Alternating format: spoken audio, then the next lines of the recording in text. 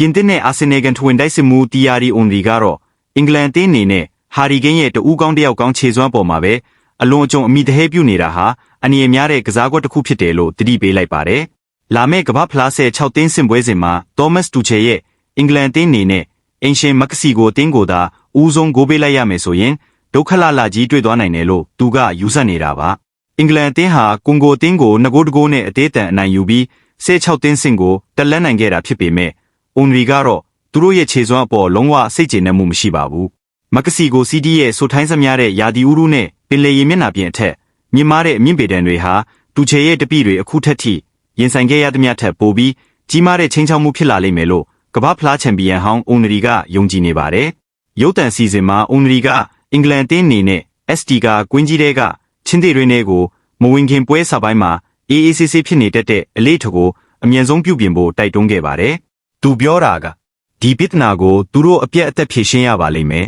။ ST ကကွင်းထဲမှာလည်းကွန်ဂိုနဲ့ပွဲကလိုမျိုးပွဲဆမှာပေါ့ဆကစားနေမယ်ဆိုရင်တော့ခက်လိမ့်မယ်။အဲ့ဒီကွင်းရဲ့မြင့်မားတဲ့အမြင့်ပေတံကိုဘလို့ရင်ဆိုင်မလဲ။ယာဒီဥရုကောဘလို့ရှိမလဲဆိုတာမသိနိုင်ဘူး။အမိုးကအောက်ကလေအေးဘေးစနစ်ပါတဲ့ကွင်းထဲမှာကစားရတာနဲ့အပြင်ကအ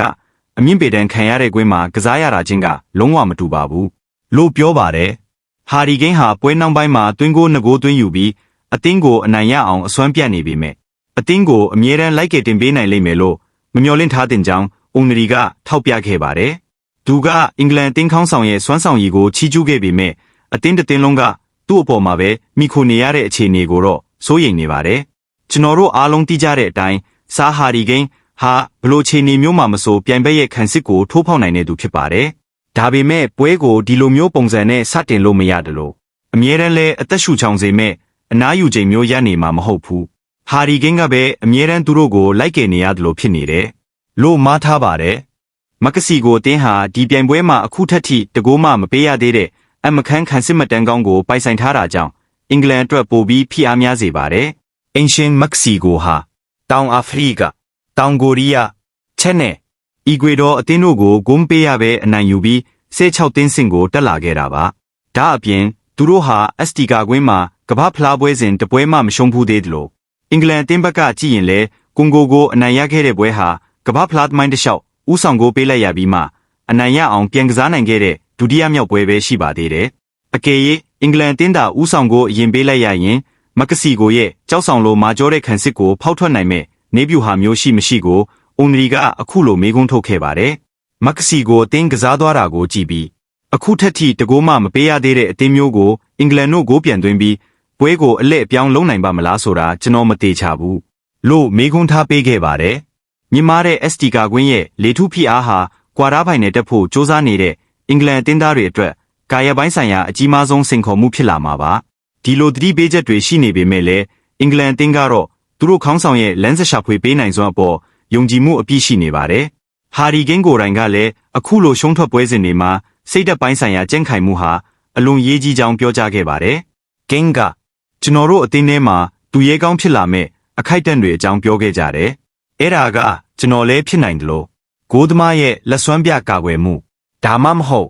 နောက်ခံလူတွေရဲ့ဖျက်ထုတ်မှုမျိုးလည်းဖြစ်နိုင်ပါတယ်။ဒီနေ့ပွဲမှာတော့ကျွန်တော်ဖြစ်ခဲ့တာပေါ့။ဒီလိုပွဲမျိုးတွေမှာစိတ်ရှိဖို့လိုပါတယ်။ရှုံးထွက်ပွဲစဉ်တွေကိုရောက်လာတဲ့အခါဖိအားတွေကပိုများလာပြီးစွန့်စားရမှုတွေကလည်းပိုမြင့်မားလာပါတယ်။လို့ပြောပါတယ်။အင်္ဂလန်အသင်းအနေနဲ့ကွာတားဖိုင်နယ်ကိုတက်လန့်ကျင်နေဆိုရင်တော့အသင်းကိုကယ်တင်မဲ့သူရဲကောင်းခိုက်တဲ့တွေကိုဟာရီကိန်းတယောက်တည်းစီမဟုတ်ပဲအခြားကစားသမားတွေစီကပါမြင်တွေ့ရဖို့လိုအပ်နေပြီဖြစ်ပါတယ်။ break တွေရောဘယ်လိုထင်ကြလဲ။ comment မှာရေးပေးခဲ့ကြပါအောင်။ Manchester City အသင်းဟာ Nottingham Forest အသင်းရဲ့ကွင်းလယ်လူ Elliot Anderson ကိုခေါ်ယူဖို့သဘောတူညီမှုရရှိခဲ့ပြီးနောက်သူတို့ရဲ့နွေရာသီလူခေါ်ယူမှုအတွက်တိတာထင်ရှားတဲ့ခြေလန်းတလန်းကိုလှမ်းလိုက်နိုင်ပြီဖြစ်ပါတယ်။ Anderson ဟာလက်ရှိမှာအင်္ဂလန်အသင်းနဲ့အတူကမ္ဘာဖလားပြိုင်ပွဲရှင်ပြိုင်ဖို့ရောက်ရှိနေတာဖြစ်ပေမဲ့ဒီလိုအပြောင်းရွှေ့ကိစ္စတွေကလုပ်ငန်းစဉ်ကိုနှောင့်နှေးသွားစေခြင်းမရှိပါဘူး။ခလက်အသင်းရဲ့တရားဝင်ထုတ်ပြန်ချက်အရအန်ဒါဆန်ဟာအင်္ဂလန်အသင်းနဲ့အတူရှိနေစဉ်အတွင်းမှာပဲကန်ဆက်ပြည်နယ်မှာဆေးစစ်မှုတွေကိုအောင်မြင်စွာပြုလုပ်ပြီးစီးခဲ့ပြီလို့သိရပါတယ်။ခနာကိုကျန်းခိုင်မှုဆိုင်ရာစစ်ဆေးမှုတွေပြီးဆုံးသွားပြီဖြစ်ပေမဲ့အပြောင်းရွှေ့ရဲ့နောက်ဆုံးအဆင့်လုပ်ငန်းစဉ်တွေကိုတော့ကမ္ဘာဖလားပြိုင်ပွဲပြီးဆုံးတဲ့အထိခေတ္တဆိုင်းငံ့ထားဦးမှာဖြစ်ပါတယ်။သူအင်္ဂလန်ကိုပြန်ရောက်မှသာတရားဝင်စာချုပ်ချုပ်ဆိုမှုတွေကိုအပြီးတက်မှာပါ။ ဒါကိုကြည့်ခြင်းအပြင်အဓိကတာစီအားလုံးကိုကြော်ဖြတ်နိုင်ခဲ့ပြီဖြစ်ပေမဲ့မန်စီးတီးဂျာစီနဲ့တရားဝင်မိတ်ဆက်ပွဲကိုတော့သူ့ရဲ့နွေရာသီအားလျက်အစီအစဉ်တွေရမန်ချက်စတာမြို့စီလာရောက်နိုင်မဲ့အချိန်ထိစောင့်ဆိုင်းရအောင်မှာဖြစ်ပါတယ်။မန်စီးတီးအသင်းကအန်ဒါဆန်ကိုခေါ်ယူဖို့ခြေလှမ်းပြင်လာခြင်းဟာမကြသေးမီကမှခန့်အပ်ခံထားရတဲ့နေပြအန်ဇိုမာယက်စ်ကအပါအဝင်နေပြဖွဲ့ဝင်တွေရဲ့ဥဆောင်မှုအောက်မှာအင်အားတောင်တင်းတဲ့လူစည်းကိုဆက်လက်ထိန်းသိမ်းထားခြင်းနဲ့ဆန္ဒကိုပြသနေတာဖြစ်ပါတယ်။အသင်းဘက်ကလည်းကစားသမားရဲ့လက်ရှိကြိုးပမ်းမှုအပေါ်ထောက်ခံကြောင်းပြသခဲ့ပြီးလောလောဆယ်မှာတော့မန်ချက်စတာစီးတီးအသင်းသားအားလုံးကအီလီယက်နဲ့အင်္ဂလန်အသင်းတို့ရဲ့ကမ္ဘာဖလားပြိုင်ပွဲခီးစဉ်အတွက်အကောင်းဆုံးဖြစ်ပါစေလို့ဆုမွန်ကောင်းတောင်းအပ်တယ်လို့သူ့ကိုမန်ချက်စတာမြို့မှာမကြာခင်ကြိုဆိုခွင့်ရဖို့လဲမျှော်လင့်နေပါတယ်လို့ထုတ်ပြန်ခဲ့ပါတယ်အသက်23နှစ်အရွယ်ရှိဒီကစားသမားဟာအင်္ဂလန်ပရီးမီးယားလိဂ်ရဲ့တက်ကြွမှုအရှိဆုံးလူငယ်ကွင်းလေလူတို့အဖြစ်ခြေစွမ်းပြသနိုင်ခဲ့ပြီးနောက်အရှိန်ဟုန်နဲ့တိုးတက်လာခဲ့သူဖြစ်ပါတယ်သူအီဒီဟတ်ကွင်းကိုရောက်ရှိလာခြင်းဟာကမ္ဘာအဆင့်မြင့်ကစားသမားချိုရှိနေပြီးသားမန်စီးတီးရဲ့ကွင်းလေပိုင်းကိုပုံမဆုံလင်ပြီးအားကောင်းမောင်းတန်ဖြစ်သွားစေမှာဖြစ်တယ်လို့ပြည်တွင်းနဲ့ဥရောပပြိုင်ပွဲတွေမှာမန်စီးတီးအသင်းကိုဆက်လက်ပြီးအနိုင်ရခက်တဲ့အသင်းတစ်သင်းဖြစ်တည်ရှိနေစေမှာတေချာပါတယ်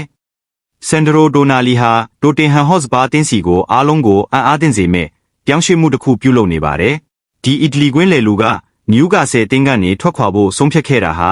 မိသားစုအရေးနဲ့လူနေမှုပုံစံရွေးချယ်မှုတွေကြောင့်ဖြစ်တယ်လို့အတည်ပြုပြောကြားခဲ့ပါတယ်။ AC မီလန်ကျယ်ပွင့်ဟောင်းဒိုနာလီဟာလန်ဒန်မြောက်ပိုင်းမှာသူ့ရဲ့အရှိန်အဝါရှိတဲ့အမိမြေတူနေပြယော်ဘာရိုဒီဇာဘီနဲ့လက်တွဲဖို့ပြင်ဆင်နေပြီးဒီအပြောင်းရွှေ့တာတရားဝင်ဖြစ်သွားရင်သူဟာတမိုင်းတစ်လျှောက်ဈေးကြီးဆုံးအီတလီကစားသမားဖြစ်လာတော့မှာပါ။စဖားတင်းဟာဒိုနာလီကိုပြောင်းရွှေ့ခြင်းပေါင်တန်း100နဲ့ခေါ်ယူဖို့သဘောတူညီမှုရယူနိုင်ခဲ့တာကြောင့်ကြီးမားတဲ့လူခေါ်ယူမှုအောင်မြင်မှုကိုရရှိခဲ့တာဖြစ်ပါတယ်။အသက်26နှစ်အရွယ်ရှိဒီကွင်းလေလူကစဖားကွင်းကြီးမှာအီတလီလူမျိုးနေပြချုပ်ရှိနေခြင်းဟာနယူကာဆယ်ကိုစွန့်ခွာဖို့သူ့ရဲ့ဆုံးဖြတ်ချက်အပေါ်အဓိကတက်ရောက်မှုရှိခဲ့ကြောင်းဝန်ခံခဲ့ပါတယ်။ဒိုနာလီကအင်တာဗျူးမှာအပြောင်းရွှေ့လုပ်ငန်းစဉ်နဲ့ပတ်သက်ပြီးအခုလိုရှင်းပြခဲ့ပါတယ်။ညီနိုင်မှုတွေကနည်းနည်းတော့ကြာခဲ့ပါတယ်။ကျွန်တော်တို့နယူကာဆယ်နဲ့သဘောတူညီမှုတစ်ခုရခဲ့ပြီးနေ့တိုင်းစကားပြောဖြစ်ခဲ့ကြပါတယ်။အသင်းကလည်းကျွန်တော်စီကအကောင်းဆုံးကိုလိုချင်တယ်လို့ကျွန်တော်တို့ကလည်းသူတို့အတွက်အကောင်းဆုံးဖြစ်မဲ့သဘောတူညီမှုကိုလိုချင်ခဲ့တာပါ။ကျွန်တော်တို့အကောင်းဆုံးအခြေအနေနဲ့ပဲလမ်းခွဲခဲ့ကြတာမို့အားလုံးပျော်ရွှင်ကြပါတယ်။အခုတော့ကျွန်တော်ဒီစွန်စားခန်းအသစ်အတွက်အဆင်သင့်ဖြစ်နေပါပြီ။ဘာကြောင့်စဖားတင်းကိုရွေးချယ်ခဲ့တာလဲလို့မေးမြန်းတဲ့အခါမှာတော့ဒိုနာလီကအခုလိုဖြေကြားခဲ့ပါတယ်။နေပြဒီဇာဘီကဒီကိစ္စမှာအခန်းကဏ္ဍအများကြီးကပါဝင်ခဲ့ပါတယ်။နောက်ပြီးနယူကာဆယ်မှာ3နှစ်ကြာဖြစ်တန်းခဲ့ပြီးနောက်ဒါဟာလူနေမှုပုံစံနဲ့မိသားစုအတွက်ရွေးချယ်မှုလည်းဖြစ်ပါတယ်။ဒီပြောင်းရွှေ့အတွက်အကျွေးတင်ရမှာကဒီဇာဘီပါပဲ။သူကဘရဲရှားမြို့သားချင်းချင်းမိတ်ဆွေတယောက်လိုတင်မှာကပဲအလုပ်စ조사တဲ့သူအတင်းအပေါ်စိတ်နှစ်ထားတဲ့သူတယောက်အနေနဲ့ပါဒီပြောင်းရွှေ့ဖြစ်မြောက်အောင်လှုပ်ဆောင်ပေးခဲ့တာပါလို့ပြောကြားသွားပါတယ်။